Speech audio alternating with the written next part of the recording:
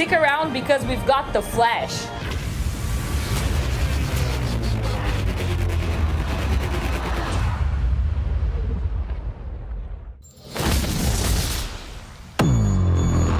My name is Barry Allen, and I am the fastest man alive.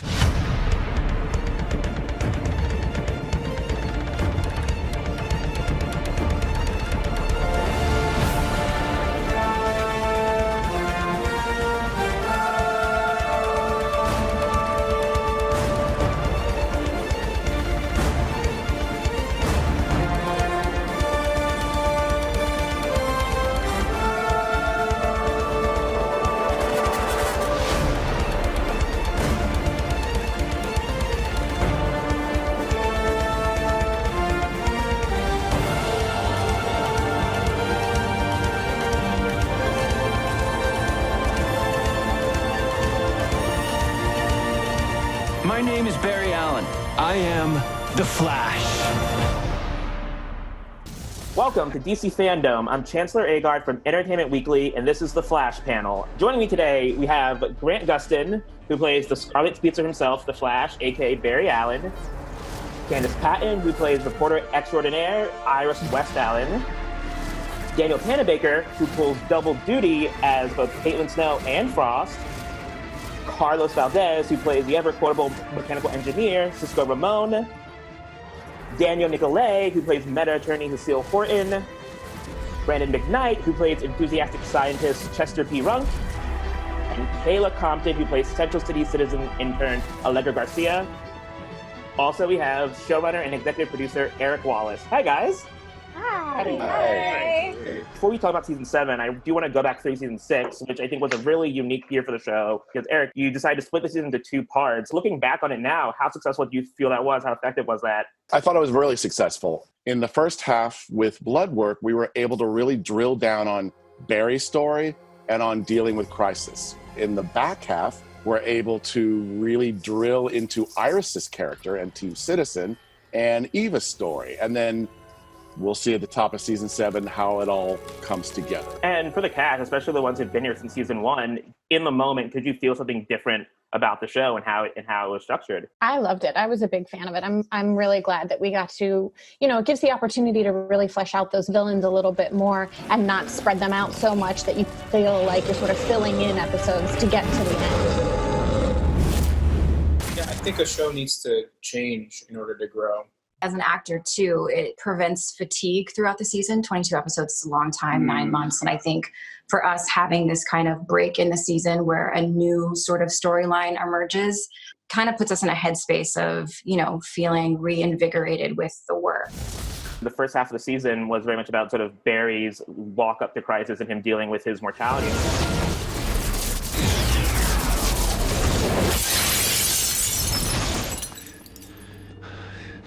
I don't know how you're doing this. Real or not, I'm coming for you. Grant, for you, what was it like sort of dig into Barry in that way in the first half of the season, especially with episodes like The Last Temptation? That was a really special episode to me. And I think it really was a good episode to show just kind of the culmination of all of his emotions and the conflict kind of boiling over. I just felt really lucky with all the material they gave me in The Last Temptation of Barry Allen. And on the flip side, we dug a lot more into Iris as a journalist. For you, Candace, what was it like to sort of explore that side of Iris in more detail? It was a long time coming. I think we've kind of teased Iris being this ace reporter since season 1. It's always kind of been put on the back burner. So it was a nice treat to finally have it be at the forefront of her character arc for the season. It's such a male-dominated cast. I love these guys. But having more women and having this kind of Charlie's Angels reporter team, it was really cool. It brought a new energy to the show. And I hope we carry on with that in the next season. And on the subject of new things, this season we got 2 new characters with Chester and Kayla, and we have 2 now series regulars coming into season 7. How was your experience sort of coming into a show that's sort of 6 seasons in and sort of finding your way through it?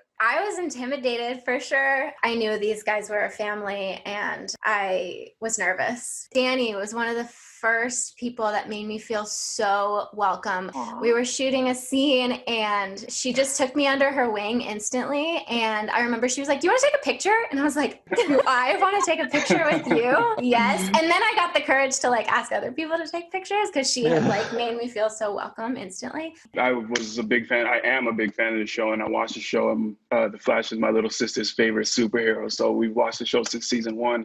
So I came in already like understanding what the show was about, like what the show's tone was, stuff like that. For me, it was more so just meeting everybody and trying to find my spot and my place without interrupting or changing too much. And Brandon, I know in the past, Eric has talked about how Chester, he views Chester, it's sort of like him, his enthusiasm about science and all that. I'm curious, one, what conversations did you have with Eric about sort of crafting this performance as Chester? And two, did you base any of it on Eric himself?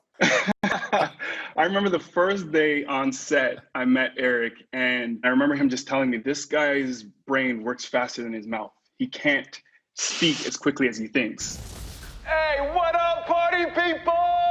Welcome to a world where all are welcome and anything, including the scientifically impossible, can and probably will happen. Kayla, with Allegra, I'm curious, coming into the show, I mean, how did you sort of connect with your character and in what ways did you relate to her? The way I look at Allegra is that she just wants to fit in and belong somewhere. And I just super resonate with that. Family is really important to me. My friendships are really important to me. And belonging to something or having a community is just really important to me. So that was one of the first things that I like connected with Allegra. She just wants a family and she like wants to belong and she hasn't had that previously. And so I super resonate with her on that level. For you, I guess you're in the Flash family now. Yeah.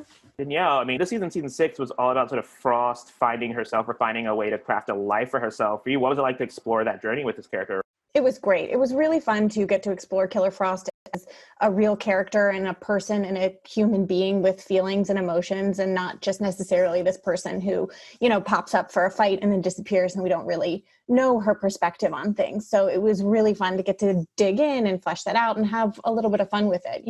Like Candace was saying earlier, it's nice to have the variety after, 6 seasons and we're rapidly approaching 150 episodes. On the subject of change, this season for Cecile, she sort of decides to become a meta attorney for metahumans. For you, what has it been like to see this character evolve from when she was initially introduced to where she is now? It's a blast for me because I got to be a regular person, then I got to be a telepath, and then I got to be an empath, and then now I am a meta defense attorney, and then from what I understand, there's going to be some shifts next season too. Is there something that you're hoping to do that you haven't gotten a chance to do on the show yet?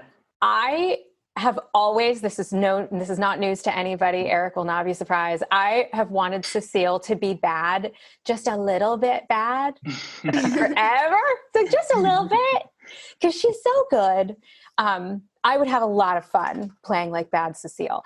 Unfortunately, Eric does not believe me to be as good of a writer as I am an actor. So he continues to not buy my pitches. But I listen. I am listening. And Carlos, I mean, this season 5 ended with him giving up his powers, and this season was very much about him figuring out what his role on the team was without those powers. After 5 seasons of Cisco's Vibe, what was it like for you to explore this new this Cisco in a new place like this? I don't think he regrets that decision, but I think it definitely haunts him. I'm actually feeling a lot like Cisco these days because, I'll have a fan that I'll see on the street or whatever. They'll be like, "Yo, but Vibe though, come on." And I have to imagine Cisco's probably feeling very similarly. I know. The beginning of season 6 actually had an episode called Kiss Kiss Breach Breach, which is Cisco-centric. And included on the DVD set coming out in August is a black and white version of that episode. And we have a clip from that episode. So let's check it out. You murdered my daughter! No, I didn't do it! I swear! Liar! Believe me! Leave him alone! Where did you get that? In Cisco's workshop. I don't know how it got there. I do. He just murdered my daughter with it. Wow. Wow, right? Pretty cool, so huh? exciting. Very cool. Carlos, an episode was so Cisco-centric about him dealing with Gypsy's death. What was it like leading the A-plot? So gratifying to my budding narcissism. On that note, we also have a sizzle reel for what's to come in season 7. When we last left off season 6, Eva McCulloch had gotten what she wanted, and she framed Sue. And the sizzle will sort of tease what's to come when the show returns. So let's check out that clip. I've achieved my goal. This is all mine. You lost your speed? You're not much of a threat, are you? You just stay out of my way, Flash. Iris is my wife. I have to save her. What are you? I am a product of your broken mind. How much speed do you have left? Enough for a few hours. I need your help to build an artificial speed force. That's how I can get my speed back. I was an empath too, only I never held back. What did you do to me? Imagine what you'd become if you weren't so afraid. This time, no one is coming to save you. Not your friends, not your husband. There's only 2 options in this place. Survival or madness. You lied. Yeah, I lied. Oh, frack. There's a supersonic jet about to crash over the city. And the Flash isn't fast enough to stop it. Eva can move anywhere, through any mirror in the universe, in the blink of an eye. She's faster than I am, and somehow I'm supposed to stop her? I have unfinished business and a whole world to liberate. We need a plan. We've all lost so much this year. Some things can't be taken. We still have our will to fight for those we love. Keep watching. Keep trying to break me. Because I'm not afraid of the woman that I am today. But you are, Eva. Team Flash needs as many hands on deck as possible. Well, now, Flash. We go save Iris and our friends. Get everybody back.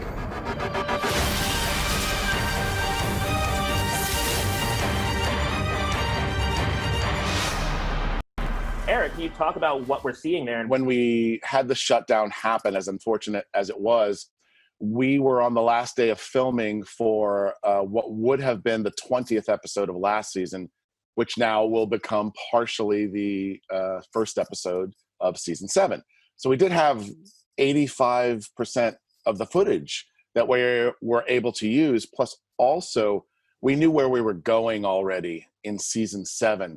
So even though it's only footage really from one episode, pay attention to the way it's presented. It's actually huge spoilers all over the place. And that sizzle had a lot of Iris in it, a lot of Iris in the Mirrorverse. Candace, I mean, can you sort of, in your mind, I guess, how do you think her time in the Mirrorverse has sort of affected her? Yeah, I mean, it'll be interesting to see when she comes out, and I believe she will come out very soon when we pick up season 7. It'll be very interesting to see how she's been affected by being kind of stuck in this maddening world with this super villain. Preview showed that sort of Barry is sort of working as hard as he can to get his powers back, get his speed back. I mean, for you, do you think Barry has enjoyed any part of not having his speed, or do you think he really does really misses it, I guess? Yeah, no, I think he really just misses it. I don't think, especially with Iris being trapped in the Mirrorverse at the moment, and then Eva being a factor, I don't think any part of him has been like, well, I guess I'll just enjoy this downtime while I can. I think he genuinely not just wants his powers back, but he feels that he needs them back. And he's also started to feel that they define him, and what is he without them. Big bads for season 7. Eric, what was it about Goth that you're like, oh, there's something there for that? I want to make sure that new fans, especially new young fans who are reading the comic book right now, are welcomed to the show. So it's not just Silver Age villains and Bronze Age villains. There might be a young girl or a young boy who is reading those Flash comics right now and going, where's my villain, my generation's villain? And with that, let's move on to some fan questions. Last season, we got to see some romantic moments between Barry and Iris, even though it was Mirror Iris. Will we get to see more of that with the real Iris this season? And this question comes from Jamaica. They will find their way back to each other eventually. A lot of the romance and the chemistry between Grant and I has always been something even deeper than that. It's the way we look at each other and the way the characters are written. For Grant, which from all over the world wanted to know this, when will we get to see the Flash in the iconic gold boots? This might be a question for me, but really it's for Eric, because I don't know if this is saying too much, but if it were up to me, it would have been like 2 seasons ago. So, well, that'll do it for us today. Thank you all for joining me for this panel. I had a really good time. For everyone watching, please make sure you tune into The Flash when it returns in 2021. The Flash, the complete 6th season, is available now on digital and comes out on Blu-ray and DVD on August 25th.